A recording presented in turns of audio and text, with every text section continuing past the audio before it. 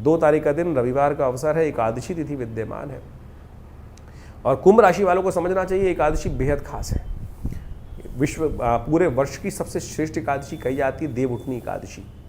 इस दिन आपकी राशि के दृष्टिकोण से बड़ा सुंदर योग बनकर तैयार हो रहा है, जिसे कहा जाता है गजकेसरी राजयोग। ये आपकी राशि में बहुत सुंदर तरह से बना हुआ है और ये कहता है कि तुम जितना आशीर्वाद लेकर काम करोगे उतना विजय देने का योग मैं बना दूंगा। भगवान विष्णु से बड़ा आशीर्वाद कौन देगा? वो संसार के पिता हैं और माता पिता अपने संत महात्माओं का और परमात्मा का सुंदर पूजन करके जो कार्य करते हैं उनके लिए तो विजय के योग निश्चित हो जाते हैं।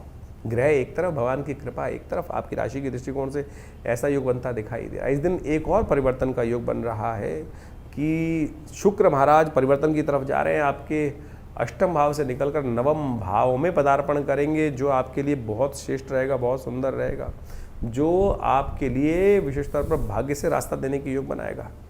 आपके घरों में इन दिनों में नया सुख प्राप्त करने के योग, नया साधन प्राप्त करने के योग भी ये ग्रह बना सकता है, नया कुछ देने के योग बनाता दिखाई दे रहा है। तो शुक्र का परिवर्तन ओवरऑल बहुत बढ़िया स्थिति आपके लिए बनाता दिखाई दे रहा है। इस दिन देव उठनी एकादशी है। इस दिन विशेष तौर पर एक बात ध्यान रखें कि द्वादशी जो है वो क्षय हो गई है, तो अंशुत साया लोग मानकर बहुत सारे नए कार्य करने की तरफ उद्धृत हो रहे हैं। विवाह तक लोग करने का योग बना रहे हैं। दिल्ली के अंदर हमने देखा बहुत सारे लोग। ध्यान रखिएगा, इस दिन जो भी नया कार्य आरंभ किया जाए मुहूर्त के दृष्टिकोण से उसमें सफलता में संशय रहेगा। एकादशी है और उसके साथ साथ द्वादशी क्षय हो रही है।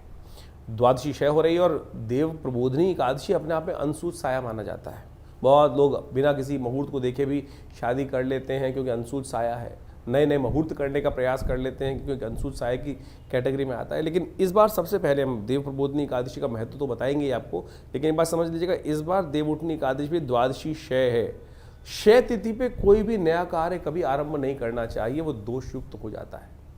तो इसलिए इस बात का ध्यान रखें कि 2 नवंबर को जो देव प्रबोधनी एकादशी का योग बन रहा है वो विशेष तौर पर द्वादशी क्षय होने के कारण से एक अंशुत साय में बहुत थोड़ा सा कुछ विघ्न उपस्थित करता दिखाई दे रहा है।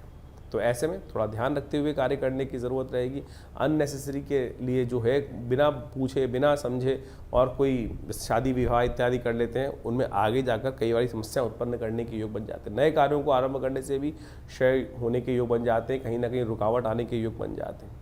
ऐसे में उन सबको ठीक करने के लिए और इस दिन विशेष तौर पर कहा जाता है कि भगवान विष्णु जाग रहे होते हैं, तो खूब ढोल नगाड़े इत्यादि भगवान का सहस्त्रसी पुरुष सूक्त का मंत्र करते हुए भगवान का सुंदर पूजन करें, भगवान को जगाएं और जगाने के बाद उनका विशेष पूजन किया जाता है।